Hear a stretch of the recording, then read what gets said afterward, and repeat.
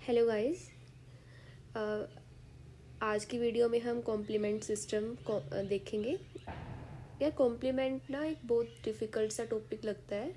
ये first year में भी आता है फिजियो के अंदर, फर्दर ये सेकेंड ईयर में माइक्रो के अंदर भी आता है, इम्यूनिटी वाले चैप्टर के अंदर, देन ये पैथो वगैरह के अंदर भी आ जाता है। तो जो कॉम्प्लीमेंट सिस्टम जो मैं इस वीडियो में बताऊँगी तो उसके अंदर मैं सबसे पहले बताऊँगी कि ये होता क्या है, what is complement, what are complement proteins. ठीक है, उसके बाद इसके पाथवेज क्या क्या हैं और फिर इसकी ज़रूरत क्या है हमारी बॉडी के अंदर, लाइक इसके फंक्शंस क्या है हमारी बॉडी के अंदर, देन इसकी रेगुलेशन। उसके बाद हम देखेंगे कि अगर ये कॉम्प्लीमेंट प्रोटीन्स ना हो, इनकी डेफिशिएंसी हो जाए तो फिर क्या डिजीज़ हमारे अंदर हो जाएंगे। तो इस चैप्टर के अंदर हम ये सब पढ़ेंगे, जनरल प्रॉपर्टीज़ पढ़ेंगे, इसके 3 पाथवे जो कि classical pathway, alternate pathway and lectin pathway. उसके बाद इसकी रेगुलेशन, देन हम पढ़ेंगे डेफिशिएंसीज। तो स्टार्ट करते हैं। So what is complement. तो यार कॉम्प्लीमेंट ना हमारे सीरम के अंदर कुछ प्रोटीन्स होते हैं, ग्रुप ऑफ प्रोटीन्स होते हैं जो नॉर्मली प्रेजेंट होते हैं, ओके, और वो इनएक्टिव फॉर्म में प्रेजेंट होते हैं नॉर्मली, मतलब वो नॉर्मल का कोई काम नहीं है, पर जब वो एक्टिवेट हो जाएंगे तो हमारे अंदर वो एक इम्यून रिस्पॉन्स प्रोड्यूस करेंगे। ठीक है, तो जो ये कॉम्प्लीमेंट प्रोटीन्स होते हैं ये हमारे टोटल सीरम प्रोटीन का 5% है, ओके। देन ये इंक्रीज़ नहीं होते वैक्सीनेशन और इम्यूनाइजेशन के बाद, ये जनरल सी बातें हैं। देन इसकी प्रॉपर्टीज़ क्या क्या होती हैं। सबसे पहली बात कि जो कॉम्प्लीमेंट प्रोटीन्स हैं वो ना एंटीबॉडी के FC पोर्शन के साथ बाइंड करते हैं। लाइक एंटीबॉडी के 2 पोर्शन होते हैं ना, FAB एंड FC, तो FC पोर्शन के साथ बाइंड करते हैं। कैसे बाइंड करते हैं वो हम आगे देखेंगे। देन इसके अंदर आता है रोल ऑफ एंटीजन। तो यार हमारे ब्लड के अंदर नॉर्मली बहुत सारी मतलब नॉर्मली एंटीबॉडीज़ प्रेजेंट होती हैं, बट ये उस नॉर्मली एंटीबॉडीज़ जो प्रेजेंट है, जो फ्री एंटीबॉडीज़ हैं, उनके साथ तो ये बाइंड नहीं करती ना। अगर करते होते तो नॉर्मल कंडीशन के अंदर भी हमारी बॉडी इम्यून रिस्पॉन्स प्रोड्यूस कर रही होती। सो जो फ्री एंटीबॉडीज़ हैं उनके साथ ये बाइंड नहीं करते, बट जब कोई हमारे बॉडी के अंदर कोई फॉरेन एंटीजन आ जाएगा तो वो एंटीबॉडी के साथ बाइंड करेगा, एंटीजन एंटीबॉडी कॉम्प्लेक्स बनेगा। तो उस एंटीजन एंटीबॉडी कॉम्प्लेक्स के साथ ये हमारे जो कॉम्प्लीमेंट सिस्टम है, ये जो कॉम्प्लीमेंट प्रोटीन्स हैं वो बाइंड करते हैं। नेक्स्ट है कि जो कॉम्प्लीमेंट की जो प्रॉपर्टीज़ हैं वो स्पेसिस नॉन स्पेसिफिक होता है और एक हीट लेबाइल होता है। मतलब कि जब हम 56 डिग्री सेल्सियस पे हीट करते हैं 30 मिनट्स के लिए तो जो प्रोटीन्स है डीनेचर हो जाते हैं। उसके बाद यार जो कॉम्प्लीमेंट सिस्टम है इसके अंदर अपना आता है कॉम्प्लीमेंट के कुछ कंपोनेंट्स आते हैं, लाइक C1 to C9 आएंगे, जो हम फर्दर पाथवेज के अंदर देखेंगे इनका क्या काम है और कैसे ये एक्टिवेट होते हैं। उसके बाद प्रोपर्डिन सिस्टम आता है और एक आता है अपना रेगुलेटरी प्रोटीन्स, ओके। तो जो प्रोटीन्स होते हैं C1 to C9, तो उसमें से जो C1 है उसके फर्दर 3 होते हैं, C1Q, C1R एंड C1S।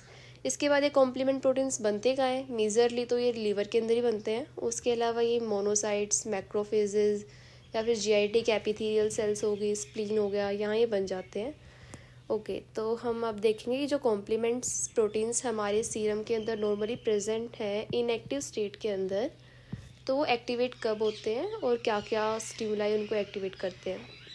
तो सबसे पहले इनएक्टिव स्टेट के अंदर तो वो बनते हैं, फिर वो एक्टिवेट हो जाते हैं। तो जो कॉम्प्लीमेंट है उसके हमारे 2 फ्रेगमेंट्स होते हैं, ओके। एक लार्जर फ्रेगमेंट होती है और एक स्मॉलर वाली फ्रेगमेंट होती है।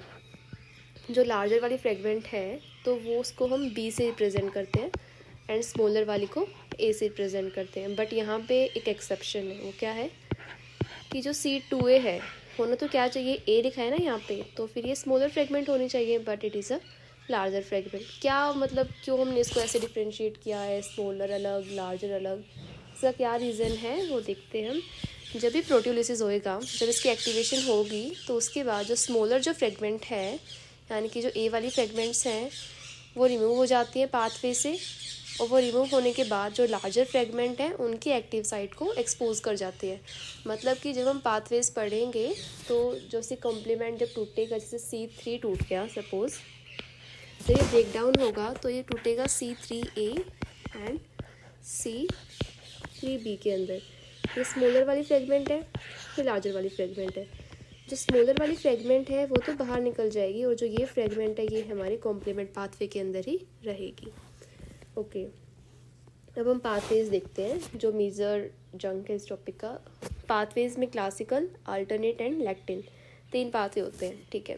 मेजर सा डिफरेंस देखें तो जो क्लासिकल पाथवे है वो अपना एंटीबॉडी डिपेंडेंट होता है, ठीक है। तो वो जब कब स्टार्ट होगा, कब ट्रिगर होगा वो पाथवे, जब हमारा एंटीबॉडी एंटीजन कॉम्प्लेक्स बनेगा, यानी कि जब हमारी बॉडी के अंदर कोई बाहर से फॉरेन एंटीजन आएगा तो वो हमारा पाथवे एक्टिवेट हो जाएगा। पर जो अल्टरनेट पाथवे है वो हमारा होता है एंटीबॉडी इंडिपेंडेंट, उसका कोई फ़र्क नहीं पड़ता एंटीबॉडी से, तो वो हमारे कोई भी एंटीजन है उससे ये स्टार्ट हो जाएगा। तो इसका मतलब तो ये हो गया ना कि कॉम्प्लीमेंट जो पाथवे अल्टरनेट वाला है कोई भी एंटीजन से स्टार्ट हो सकता है, तो हमारी खुद की सेल के अगेंस्ट भी हो सकता है, तो उसके लिए हम आगे पढ़ेंगे, कुछ इसका रेगुलेशंस होती है वो आगे देखेंगे। तो नेक्स्ट आता है लैक्टिन पाथवे, ये भी क्लासिकल के जैसा सा ही होता है पर ये एंटीबॉडी इंडिपेंडेंट होता है। अब हम हर पाथवे को डिटेल में करेंगे। सभी पाथवेज के अंदर कॉमन चीज़ क्या है कि सबका इनिशिएशन होएगा सबसे पहले, सभी के अंदर C3 कन्वर्टेज बनेगा, एक C5 कन्वर्टेज बनेगा, और एंड में यहाँ पे बनेगा MAC क्या है, मेम्ब्रेन अटैक कॉम्प्लेक्स, जो एंड में बनेगा। ओके, तो स्टार्ट करते हैं क्लासिकल पाथवे के साथ। ओके, सो मैंने बताया कि जो क्लासिकल पाथवे है वो हमारा होता है एंटीबॉडी डिपेंडेंट, ठीक है। तो क्या सभी एंटीबॉडीज इसको एक्टिवेट कर सकते हैं? नहीं, ऐसा तो नहीं होता ना। तो इसके अंदर एक ये जो हमारी बुक में भी दिया हुआ है और यहाँ से क्वेश्चन भी आता है नीट में, तो यहाँ पे क्या होता है कि हमारी जो एंटीबॉडीज़ है GAMDE ऐसे होती है ना, तो IgM है वो हमारी पेंटामेरिक एंटीबॉडी होती है, ओके। और जो IgG है वो हमारी क्या होती है, मोनोमेरिक होती है। तो इसके इनिशिएशन के लिए ना यहाँ पे एक कंडीशन रखी गई। सबसे पहले तो इनिशिएशन होती कैसे है, जो C1 है हमारी उसकी एक्टिवेशन होती है सबसे पहले। तो उसके अंदर भी 3 चीज़ें होती हैं, 3 कंपोनेंट्स हैं, Q, R and S।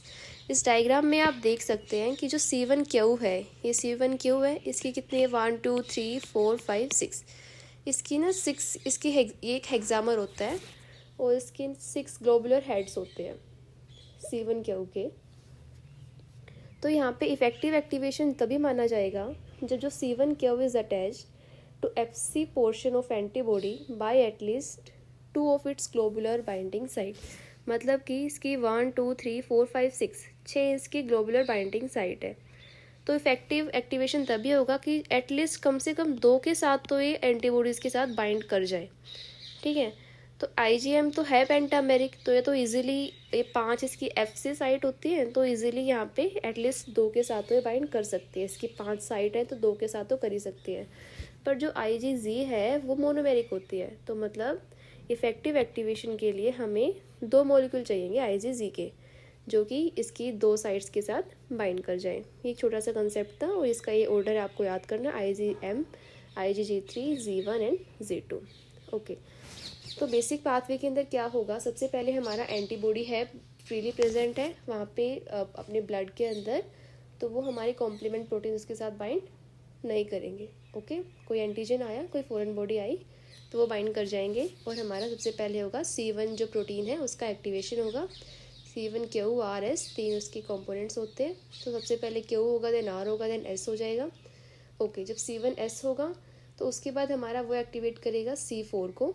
C4 जब हमारा ब्रेक डाउन होगा C4A एंड C4B के अंदर, B हमारी क्या है, लार्जर फ्रेगमेंट है और ये हमारे पाथवे के अंदर ही रहेगी।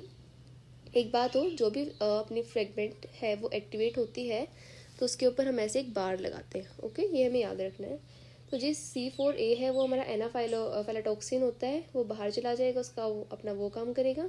एंड C4B है फर्दर यहाँ पे पाथवे में आएगा, तो क्या बना देगा C1 के साथ C14B। उसके बाद आता है C2, वो इसको एक्टिवेट करेंगे, C2A में टूटेगा एंड 2B में ब्रेक डाउन होगा। यहाँ पे एक्सेप्शन थी कि जो C2A है वो लार्जर फ्रेगमेंट होती है, बेशक से यहाँ पे A आ रखा हो, तो हमारा ये बन जाएगा C14B तो था ही पहले ही, तो 2A और लग गया।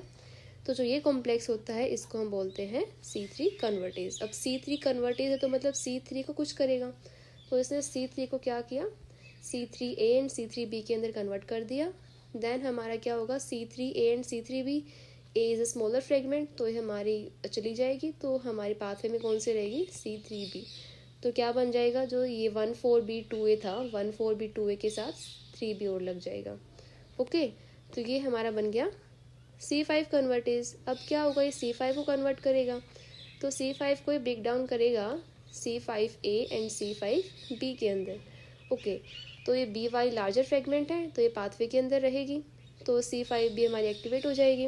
देन ये 6, 7, 8 जो है उनको उनके साथ बाइंड करेगा, तो C5B 6, 7, 8 बना देंगे। तो बहुत सारे 9 बहुत सारे जो 9 वाले हैं C9 उनको भी अपने साथ अटैच कर लेगा। तो कुछ ऐसा सा प्रोसेस होके ये स्ट्रक्चर बन जाएगी, जिसको हम बोलते हैं मेम्ब्रेन अटैक कॉम्प्लेक्स। बहुत कॉम्प्लिकेटेड सा समझ में नहीं आया होगा। स्टार्ट करते, सबसे पहले कौन एक्टिवेट हुआ, 1। ओके, 1 के बाद 4, उसके बाद 2, देन हमारा क्या बन गया, C3 कन्वर्टेज बन गया। ओके, C3 कन्वर्टेज बन गया। उसके बाद वो किसको करेगा, 3 को एक्टिवेट करेगा। देन उसके बाद क्या बनेगा, हमारा C5 कन्वर्टेज बनेगा, वो किसको एक्टिवेट करेगा, वो 5 को एक्टिवेट करेगा। देन 6, 7, 8 एंड 9, ये हमारी सीरीज बन गई याद करने के लिए। 1, 4, 2, देन C3 कन्वर्टेज बन जाएगा इन तीनों को मिला के। देन 3 बीच में आएगा, 3 सेंटर में आएगा, देन C5 बनेगा, उसके बाद 5, 6, 7, 8, 9, 1, 4, 2, C3, 3, 5, 6, 7, 8, 9। तो पहले हम ये मेम्ब्रेन अटैक कॉम्प्लेक्स समझ लेते हैं। तो C5 भी हमारे पास एक्टिवेट हो चुका था। ओके, देन 6, 7 और इसके साथ बाइंड करेंगे, देन 8 बाइंड करेगा इसके साथ, ऐसा कुछ बना देगा। ओके, और जब बहुत सारे 9 वाले बाइंड करके ऐसे स्ट्रक्चर बनाएंगे जिसका आउटर वाला पार्ट हाइड्रोफोबिक होगा, इनर वाला हाइड्रोफिलिक होगा, तो यहाँ पे एक पोर टाइप कुछ स्ट्रक्चर बन जाएगी मेम्ब्रेन के अंदर। अब मेम्ब्रेन के अंदर क्या बन गया, पोर बन गया। अब जो ये पोर है, यहाँ से क्या होगा कि जो सेल के अंदर बाहर से अंदर की तरफ आयंस का ट्रांसफ़र होगा। ओके, आयंस के साथ साथ वाटर मूव करेगा। ठीक है, पोर्स बन गए, आयंस एंड वाटर मूव करेंगे इनसाइड। ये जब अंदर चले जाएंगे तो क्या होएगा, सेल स्वेल कर जाएगा। सेल की स्वेलिंग के बाद उसकी लाइसिस, मतलब वो रप्चर होके टूट जाएगा। तो इस तरीके से कोई भी फॉरेन एंटीजन अगर हमारी बॉडी के अंदर आता है, एंटीबॉडी के साथ लगा हुआ है, तो कॉम्प्लीमेंट प्रोटीन्स आके और जो भी एंटीजन है, जो भी सेल है, उसकी लाइसिस करके उसको ख़त्म कर देंगे। ओके, उसके बाद आता है हमारा जो मेम्ब्रेन अटैक कॉम्प्लेक्स MAC था, वो किल करता है ग्राम नेगेटिव को ज़्यादातर एज़ कम्पेयर टू पॉजिटिव। ये था हमारा पूरा क्लासिकल पाथवे। ठीक है, इजी था। कैसे सीक्वेंस याद करनी, मेनली हमें याद करना है 1, 4, 2, C3 कन्वर्टेज, देन 3, 5 कन्वर्टेज, 5, 6, 7, 8, 9। ठीक है, एक हमें यहाँ पे ये वाला रूल याद रखना है, एंटीबॉडी वाला। उसके बाद हम नेक्स्ट आते हैं अल्टरनेट पाथवे के अंदर। यार ये जो अल्टरनेट पाथवे है, ये ना बेसिकली एंटीबॉडी तो इंडिपेंडेंट है। ओके, और जो हमारे C1 to C9 complement proteins थे क्लासिकल पाथवे के अंदर, वो सारे यहाँ पे नहीं होते। उनमें से 1, 4 और 2 वाले नहीं होते, बाकी सब होते हैं। ठीक है, तो वहाँ पे हमारी सीक्वेंस क्या थी, वहाँ पे हमारी थी C1, 4, 2, C3 convertase, 3, C5 convertase, 5, 6, 7, 8, 9, ये सीक्वेंस थी ना वहाँ पे। अब यहाँ पे देखते हैं क्या चेंज आएगा। तो इसके अलावा अब यहाँ पे ये 3 तो नहीं होते यार, C1, C4 एंड C2 तो नहीं होता। चलो, उसके अलावा यहाँ पे क्या होता है, इसको चाहिएगा factor B, factor D and properdin. इनके क्या फंक्शन है हम देखते हैं नेक्स्ट। तो यार सबसे पहले यहाँ पे होगा इनिशिएशन। यहाँ स्टार्ट किससे होगा, C3 मॉलिक्यूल से होगा। क्यों ये C3 से स्टार्ट हो रहा है, ऐसा कंसेप्ट क्या है देखते हैं। जो हमारा सीरम है, सीरम के अंदर सबसे ज़्यादा मतलब मोस्ट अबेंडेंट जो कॉम्प्लीमेंट प्रोटीन है वो है C3। ठीक है, जो C3 है वो अनस्टेबल है क्योंकि उसके अंदर अनस्टेबल थायोस्टर ग्रुप प्रेजेंट है। तो जो C3 है उसका स्पॉन्टेनियसली हाइड्रोलिसिस हो जाता है, तो C3 अपना इतना अनस्टेबल है कि वो टूट जाता है C3A एंड C3B के अंदर। अब जो C3B है वो बहुत ज़्यादा रिएक्टिव है, इट इज़ हाईली रिएक्टिव। अब 2 कंडीशन होंगी।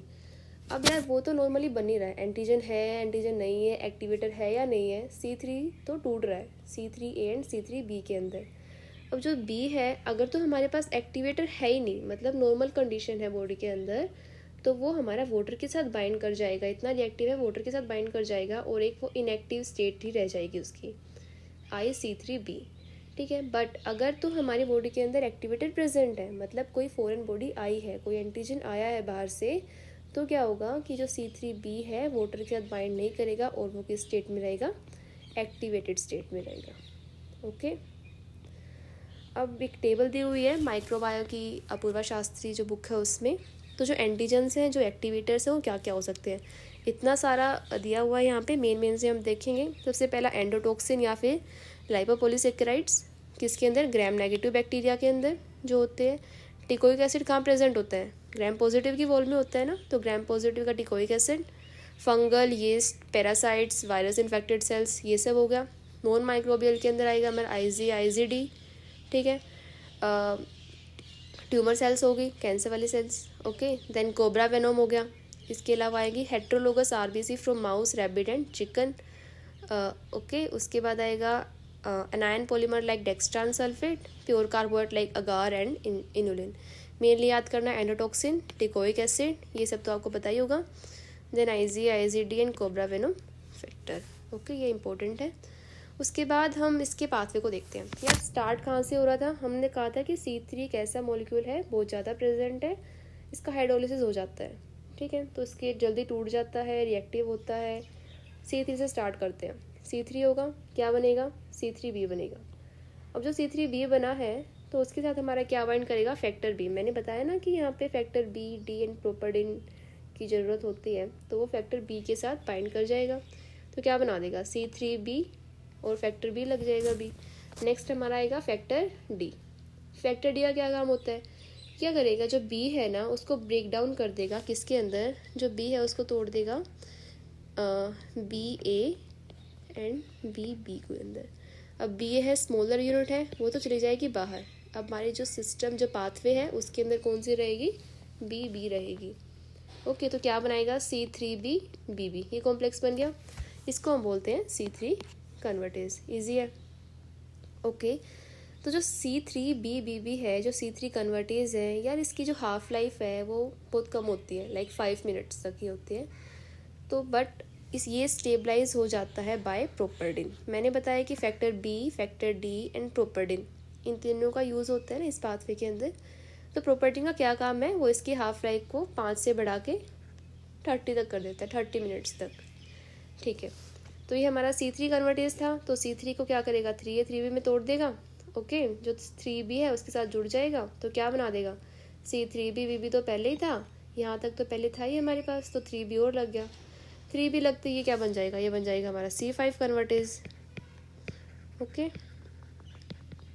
अब जो ये C5 कन्वर्टेज बना है, C5 को तोड़ेगा, देन C5 के साथ 6, 7, 8, 9 सब लग जाएगा। तो इसमें हमारा क्या डिफरेंस आया, कुछ नहीं आया। हमारा वहाँ पे क्या था, क्लासिकल पाथवे में मैंने बताया कि हमारा सीक्वेंस क्या था, 1, 4, 2, C3 कन्वर्टेज 3, C5 कन्वर्टेज 5, 6, 7, 8, 9, ये था हमारा क्लासिकल वाले के अंदर। यहाँ पे क्या हुआ था हमारा, पहले तो हमारा एक 3 था, वो तो वैसे ही था ना स्टार्टिंग वाला।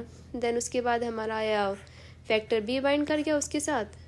देन हमारा तो क्या बनेगा, C3 and factor B bind कर गया। उसके बाद फिर से हमारे वही सीक्वेंस चल पड़ेगी, C3 कन्वर्टेज बन गया ना इनसे, देन 3 बनेगा, देन C5 कन्वर्टेज बनेगा, देन फर्दर ये वाली साइकिल चलेगी। ओके, ये भी ईजी था। नेक्स्ट आता है लैक्टिन। ये बहुत छोटा सा पाथवे है, इसको हम अच्छे से समझते हैं।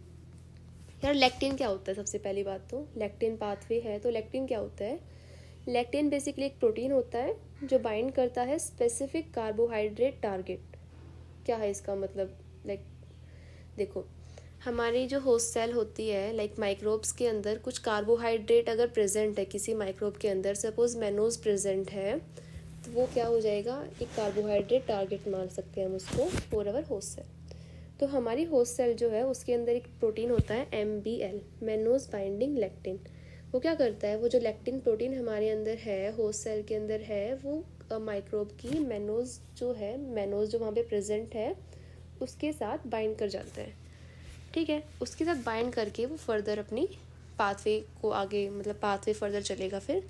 तो मैनोज क्या है, कार्बोहाइड्रेट प्रेजेंट इन सब माइक्रोब्स के अंदर होता है, वो हम एग्जांपल्स देखेंगे। तो जो लैक्टिन पाथवे है वहाँ पे C1 नहीं होता, ओके, और अल्टरनेट के अंदर 1, 4, 2 नहीं होता था, और क्लासिकल के अंदर सारे होते हैं C1 to C9।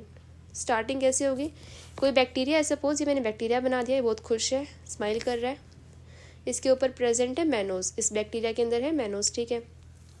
जब क्या होगा, एक्टिवेट होगा जब हमारी बॉडी का MBL, क्या है MBL, मैनोज बाइंडिंग लेक्टिन, इसके साथ बाइंड कर जाएगा मैनोज के साथ, तो बैक्टीरिया हो गया सैड। क्यों हो गया सैड? क्योंकि जो MBL है वो एक एक्टिव फेस प्रोटीन है और वो रिजेंबल करता है C1q के। जैसे हमारा C1q हमने देखा था स्टार्टिंग में, वैसा ये होता है। तो MBL के साथ बाइंड कर गया, स्टार्टिंग हो गई, इनिशिएशन हो गया। उसके बाद क्या होगा, जो C3 कन्वर्टेज है वो कैसे बनेगा? तो बैक्टीरिया था वो सैड था बेचारा, MBL बाइंड कर गया, देन उसके बाद बाइंड करेगा MASP। What is MASP? MASP is MBL associated serum protein, MBL associated serum protein 1, then MASP2 bind करेगा। उसके बाद क्या होएगा, 4 2 3 5 वही सीक्वेंस चलेगी। मतलब क्लासिकल के अंदर हमने 1 से स्टार्ट किया था, यहाँ पे 1 तो होता ही नहीं है, तो उसके बाद क्या आता है, 1 के बाद 4 आता है, 4 2 5। हमारा क्लासिकल में क्या था, 1 4 2 C3 कन्वर्टेज, 3 C5 कन्वर्टेज, 5 6 7 8 9, ये होता है। यहाँ पे 1 तो होता नहीं, तो सीक्वेंस यहाँ से चलेगा। तो C4 बनेगा, C4 आएगा, 4A चला गया, 4B बच गया, 2A 3B 5B, then further 5B 5 6 7 8 सब बाइंड करके MAC बना देंगे। तो हमारा C3 कन्वर्टेज कहाँ तक होता है, ये वाला पूरा C3 कन्वर्टेज है ना, और 5 के लिए हम क्या करेंगे, इसमें 3B को और ऐड कर देंगे, सब हमारा C5 कन्वर्टेज के अंदर आ जाता है। ओके, इजी था बहुत। ओके, तो C3 कन्वर्टेज में क्या क्या आ जाएगा, MBL आ जाएगा, ओके, MASP आ जाएगा, ठीक है, एंड C4B एंड 2A आ जाएगा, जो मैंने यहाँ पे लिखा हुआ है। बार का मतलब क्या है, एक्टिव फॉर्म इनकी। और C5 कन्वर्टेज के अंदर 3B हम और ऐड कर देंगे। ये था बेसिक से तीनों पाथवेज। और मैंने बताया ना कि ये मैनोज वाला, जिनके अंदर मैनोज हैं वहीं पे लैक्टिन पाथवे होता है बैक्टीरियाज के अंदर। तो ये पाथवे किसके अंदर होगा, examples of microbe that have mannose on their surface like candida albicans, अगर याद कर सकते हो तो कर लो, cryptococcus neoformans, neisseria, salmonella and listeria, monocytogenes. मैंने आपको तीनों पाथवे बता दिए, classical, alternate and lectin pathway हो गया। तो जो क्लासिकल पाथवे, इनका थोड़ा डिफरेंस देख लेते हैं, ये पेपर में पूछा जाता है। जो क्लासिकल पाथवे है वो एंटीजन एंटीबॉडी डिपेंडेंट होता है, और जो अल्टरनेट पाथवे है, मैंने क्या बताया था, अल्टरनेट पाथवे में वो मतलब जो एंटीजन है उसको डिटेक्ट करता है। तो एंडोटॉक्सिन जो हमने टेबल देखी थी वो अल्टरनेट पाथवे के अंदर, endotoxin, IgA, IgD, cobra venom, ये सब वाले। लैक्टिन पाथवे क्या होगा, carbohydrate residue of bacteria cell wall like mannose binding protein that bind to the host lectin antigen, ठीक है। तो कॉम्प्लीमेंट जो एक्टिवेट होंगे सबसे पहले हमारे क्लासिकल पाथवे में तो सारे होते हैं C1 to C9, तो इसमें C1 होगा सबसे पहले।